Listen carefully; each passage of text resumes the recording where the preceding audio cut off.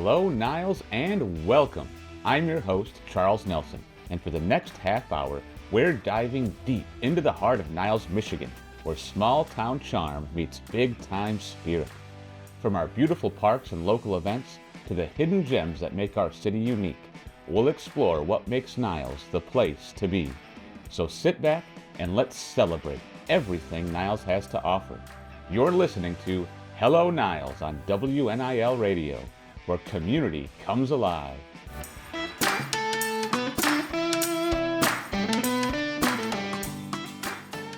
For 20 years, Brew Ha Ha Cafe has been thrilled to serve the Niles community. Whether you're in the mood for a yummy latte, a delectable sandwich, a mouth-watering pastry, or a savory quiche, we've got something to make your taste buds dance. Brew Ha Ha is the perfect spot to fuel up and feel good. Swing through our drive-thru or pop in today at 920 Broadway Street in Niles to discover your new favorite treat. Brew Ha Ha Cafe in Niles, where peace, love, and coffee come together in the most delicious way. Follow us on Facebook at Brew Ha Ha Cafe Niles.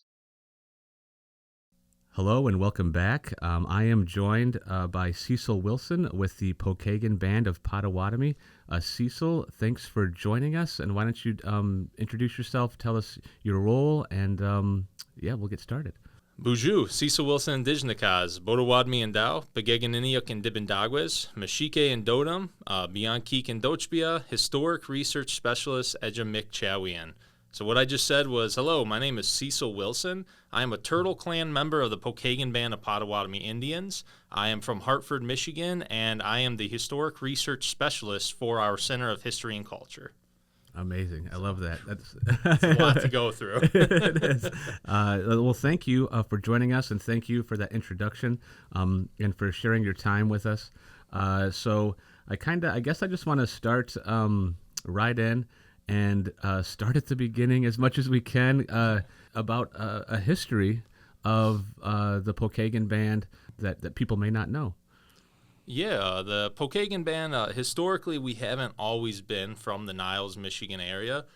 Our stories and our and knowledge keepers from the past tell us that we were created by Gejemnado, or the creator in our case, up in Wisconsin.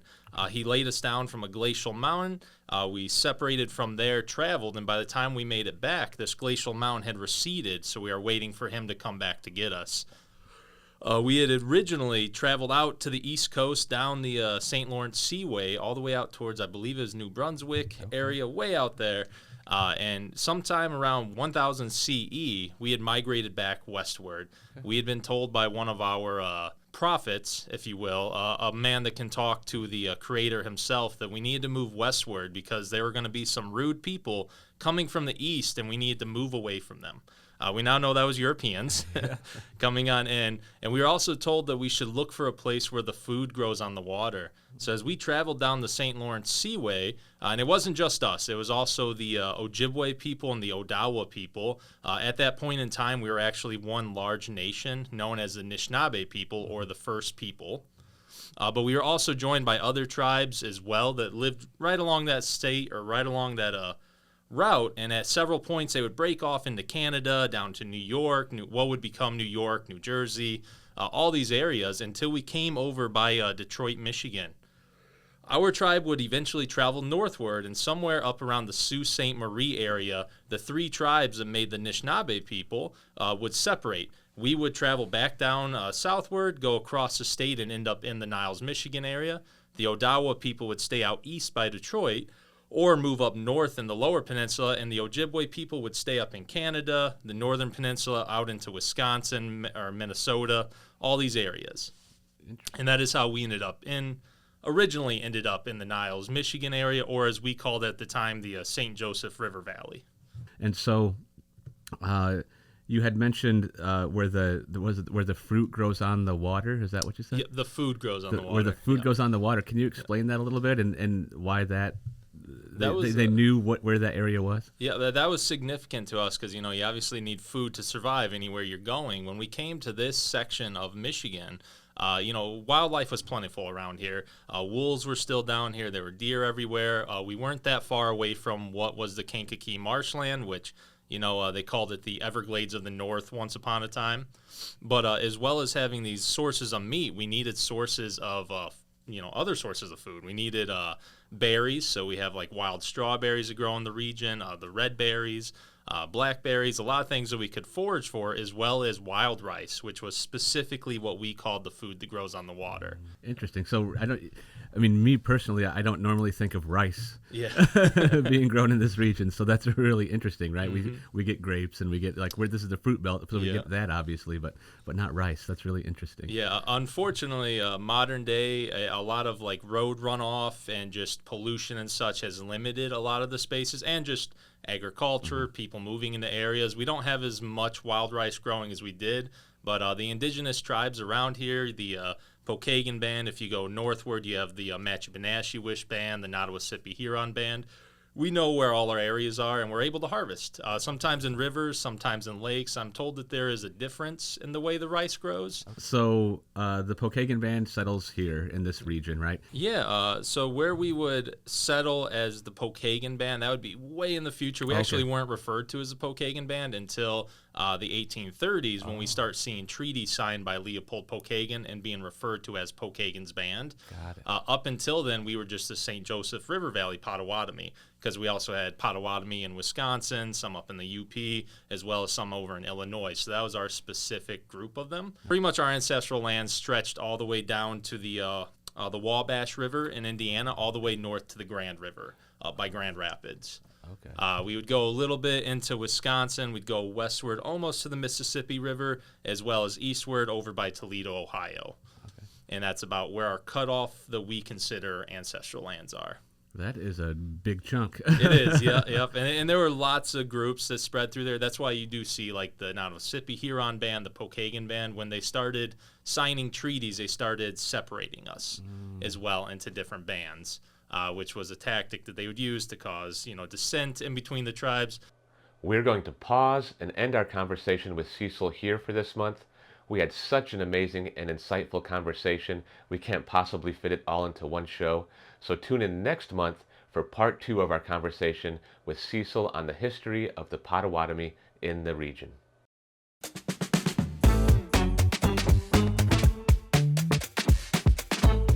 A content warning for our listeners.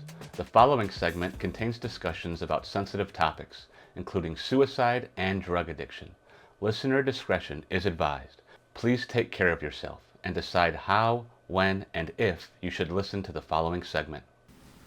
Hello and welcome back. We are here. We're joined by John at Spero House in downtown Niles, and John's going to tell us about all the amazingly wonderful things Spero House offers to the community. John, thanks for joining us. Thanks for having me. And so why don't you just give us, I know this is always a hard question, but just as broad as you can, an overview of what Spero House is and what you offer. Okay, I'll try to put that together. We're very community driven. We offer a dining area that's built in a cafe style. It's designed to be warm and social. We have meals every Tuesday and Wednesday between 5 and 7. And then we open our free store and pantry every second and fourth Tuesday. And so, I mean, we're sitting in the middle of it now, and it's just like, it's chill. It's relaxing. You got the lights along the wall. It's not too bright. It's not too dark. You just come in, and it's like it's a welcoming vibe. Why don't you tell the people, how long have you been around? What is your guys' mission? We've been around for 5 years. The mission is to create an environment of community where there's belonging. And for those who are struggling, that maybe feel like an outcast, that they can come in here and not feel like an outcast. And so we get all walks of individuals. We have some people that come in that aren't even necessarily struggling that much financially, but feel they have a lack of community. And we're like, come on in, yeah. So we like that, And then, we have all types from, single moms to fixed income to adult foster care to homeless, people that are struggling with drug addiction, alcoholism. We really make a strong effort to make sure that everyone that walks through the door feels welcomed and loved. Yeah. So there's a reason they show up, right? Like you can't always physically see somebody struggle. Yes. right? That struggle can be something that's hidden. They've hidden from the rest of society, and to have a space like this, I think, is just an amazing asset to the community. And so, why Niles? Why are you guys in Niles? Why did you choose this space? It's just, it was a very organic thing. Me and my wife used to come up here when we were dating quite a bit. And we always kind of liked Niles, and What's not to like? so we just felt this magnetic thing with Niles. I don't know, I can't explain it, It was just a series of connections through friendships and this idea of a coffee shop. That was originally the idea of a coffee house environment where, strugglers could come and sense community. And so 5 years you've been at it. Like, what's your favorite part, or what's the part that keeps you waking up every morning and saying, this is what I still want to do? I have helped several people get into rehab programs. That is extremely satisfying. Yeah. Being a recovering addict myself, there's been several encounters with individuals that were suicidal that have been here in the last 5 years. It's pretty amazing when someone comes in, and also scary, and says, "Here, I'm giving you a gun that I don't want to use," and you're the first person that came to mind, and I'm like, what? Wow. So that's kind of mind-blowing to have something like that happen, and it's definitely fuel to keep going, right? Right. So, and that's happened in this place. So if people want to support, but maybe they can't volunteer, what's the best way they can do that?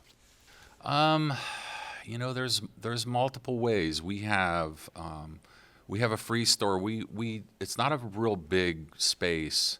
So we typically receive items that are in season, clothing, toiletries, and that kind of thing. And so we can get a little picky sometimes just because of our space. Right. So, and then non-perishable foods. So we have some people that'll just be like, hey, can I cook up a couple dozen cookies? We're like, yeah. Please do. So we have that kind of thing happen all the time, So, we're pretty creative. Sometimes somebody will come in and just have a fresh idea of something they wanted. Last night, somebody came in and said, hey, I have these coloring pages. I just want to put it each placemat area. Is that okay if I do that? I'm like, yeah, okay. Yeah. And so it was interesting to see a bunch of people in here coloring, Right. I was like, okay, that worked, Amazing. So, I mean, So you're open to suggestions for people that want to come in and Absolutely. We enjoy that creative dynamic. Love it. Yeah. Awesome. Well, thank you so much for your time, and I look forward to seeing this year, the amazing things that you guys continue to do. Yeah. Thank you so much. Thank you. Appreciate it. You can find out more information about Spero House by visiting their website, SperoHouseNiles.org. That's SPERO HouseNiles.org.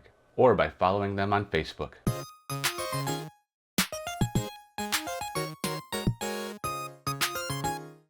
Hello and welcome back. I am joined by Heidi and Jennifer from Aging Connections, and they're going to tell us about all of the wonderful things that they offer and provide and how they help the community. So if you want to introduce yourselves and tell us your role with Aging Connections, Heidi, we'll start with you. Yeah, definitely. Yeah, my name's Heidi Hanley, and I co-direct the Aging Connections nonprofit with Jennifer and in the Southwest Michigan area, and I also work for Corewell Health as well. Awesome. My name is Jennifer, and I am the co-director of Aging Connections in Southwest Michigan. And in my other life, I work at Brentwood at Elkhart as a marketer. Basically, I help people with their loved ones, their elderly loved ones. Awesome. Great. And so explain to me, what is Aging Connections? Jump right into it and tell us about it. Sure. It is a one-stop shop. That's what it is. So Melina is the founder of it, and she came up with this wonderful word called coopetition. Okay. And it's we as, let's say, assisted livings and hospices and all of those things that surround around caregivers, and we are basically competitors. Like, we always want to think about our census and how many people we're taking care of. And, there's a business side to it. Right. And sometimes there's people who don't want to share their numbers or don't want to share clients or anything. And Melina kind of closed that gap around it and said, if we work together, we can help more families. And that's where the cooperation comes from. Okay. So co-opetition is if I can't help somebody or Heidi can't help somebody with her hospice, then we know we can call somebody. I can literally send one email out to all of these people and I have a person who's low income, needs A, B, and C, and I will get at least 6 answers back with resources to help that family. Yeah, and I would add that we meet monthly. We have meetings that anyone can join right here in Niles at the Niles Chamber, the 4th Thursday of every month on the 3rd floor at 3:30. Anyone can come, see what we're about. You don't have to be a member. You could just come. You just any professional in the area that might want to know more about what we do, we encourage them to come. We have speakers, and then we have time for networking and to share those resources that Jennifer's talking about. And so can you go over some of the other members that are maybe in this group and what people might be able to find or offer if they go to the website? Oh my gosh, yes. So Berrien County, Michigan PACE and St. Joseph PACE are both members. Okay. And what PACE is it is a low income situation where they will come pick up your loved one, and it's like a daycare. Okay. So if you have somebody who you are worried about, you have to work, right? Mm-hmm. Some of us are caregivers, you have to work, and you have somebody at home that needs help. Like maybe mom is beginning of dementia, or maybe dad is a little bit slow moving now, and you're worried about fall risk because fall risks are really real. So they will come pick up your loved one during the day.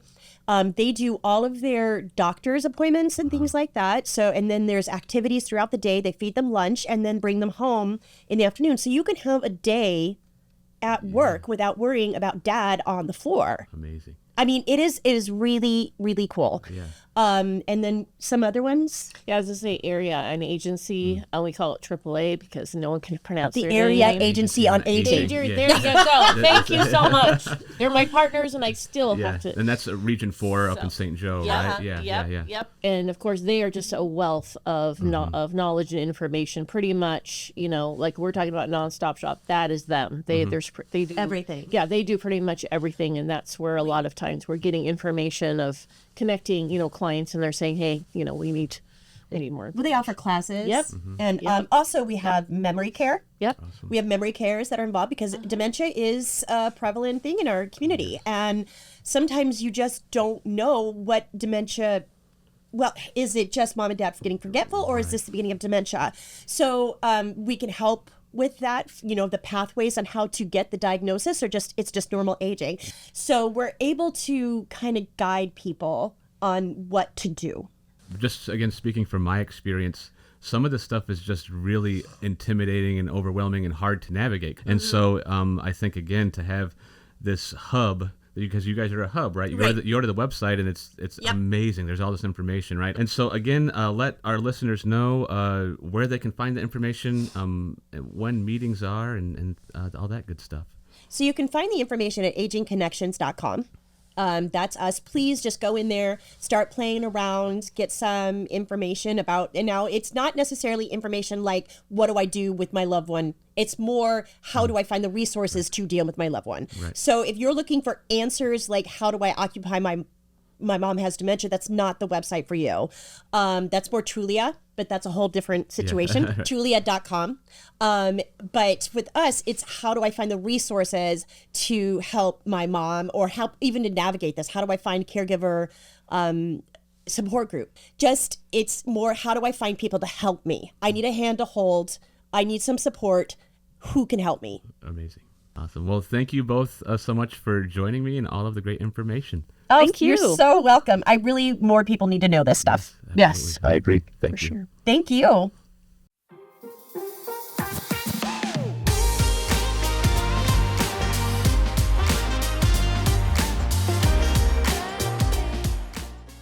Hello and welcome back. For this month's Business Spotlight, we are joined by Joyce from Brew Ha Ha Cafe in Niles, Michigan. Joyce, welcome. How you doing today? Great, Charles. Thanks for having me. Awesome. Well, we're super excited to have you.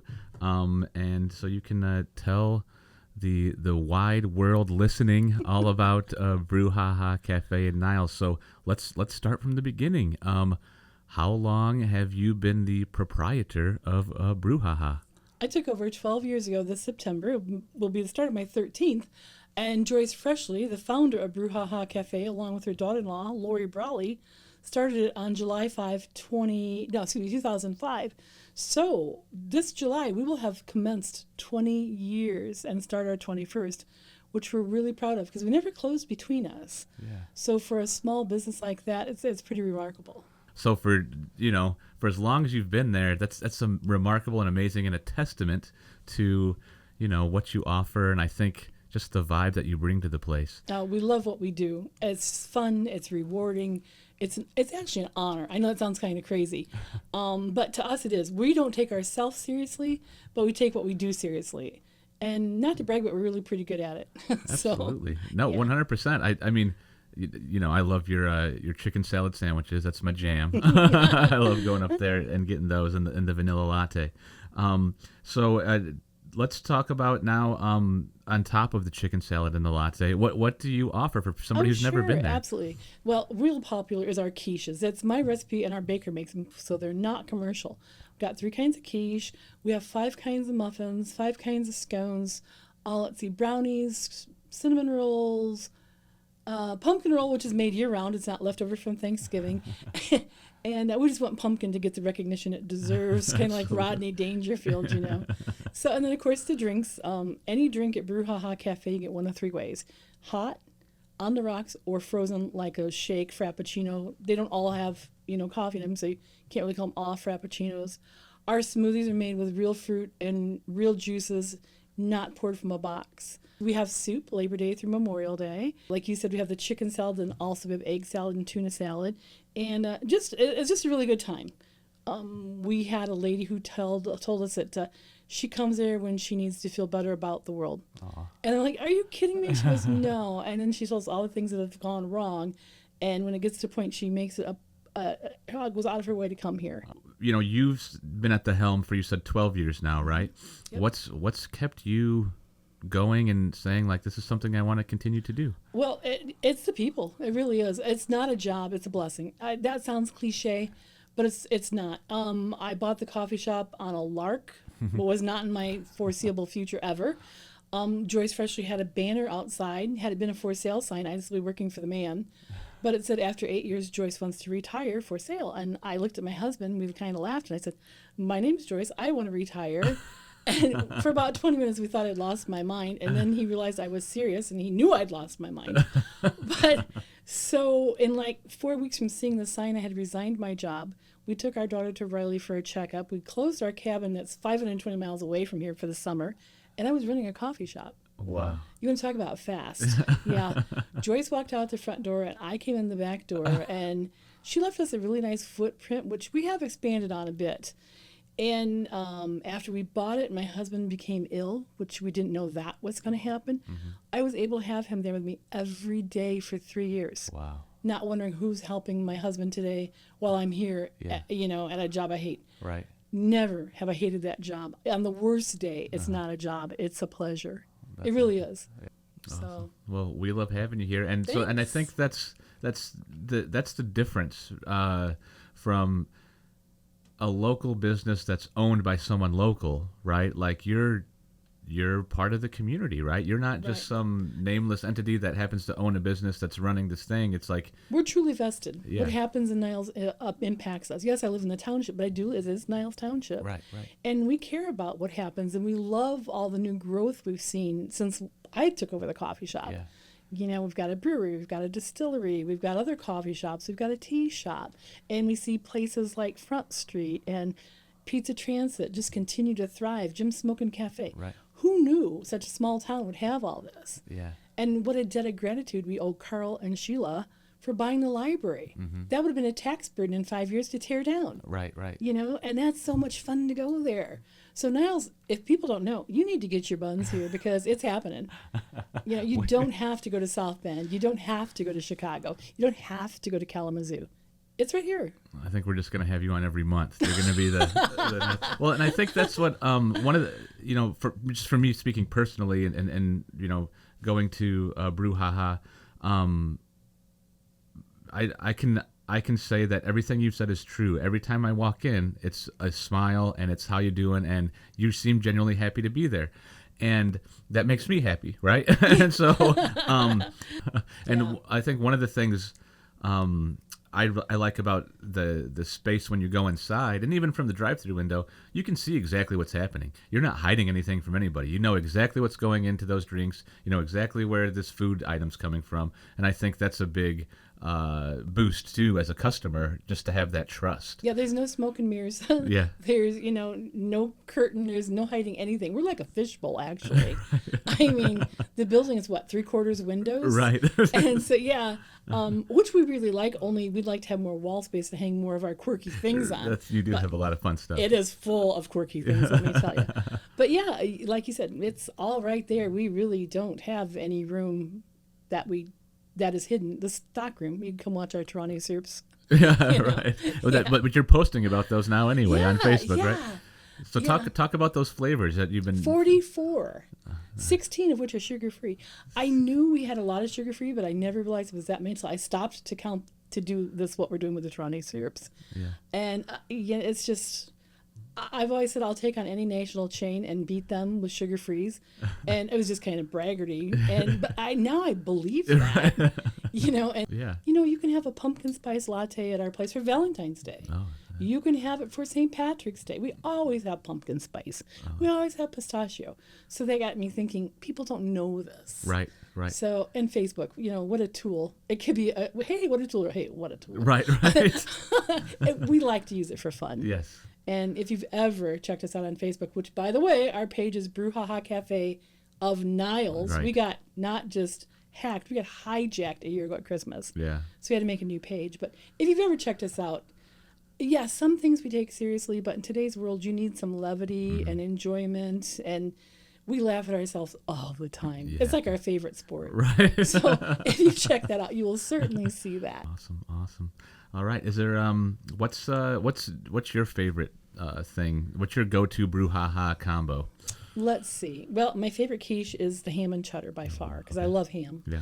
And then my favorite pastry is the brownie, because it's just chocolate in all its glorious forms. Yeah. And then my favorite drink for hot would probably, it's a toss-up. It's either our Atomic Leprechaun, which is chocolate and creme de menthe and Irish cream, or a chocolate raspberry mocha. Oh. So one of those two hot.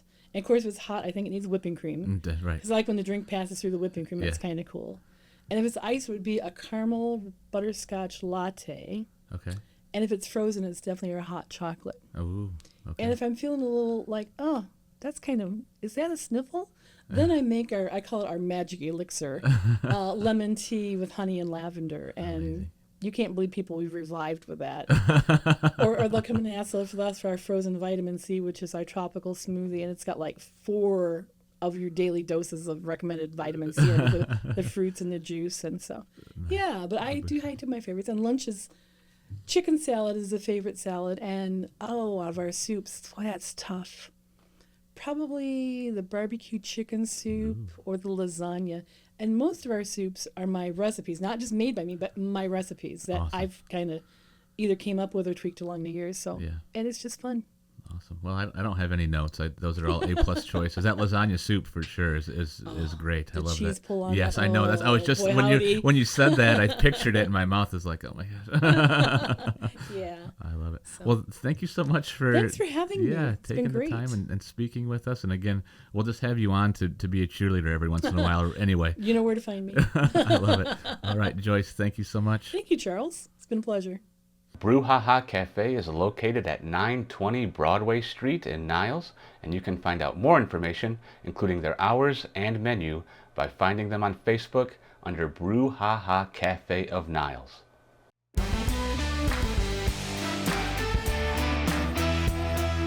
Thank you for tuning in to this month's edition of Hello Niles. We hope you enjoyed our journey through the heart of this amazing community. Join us next month as we uncover more stories and special events from Niles. Until then, keep exploring and embracing the spirit of our wonderful town.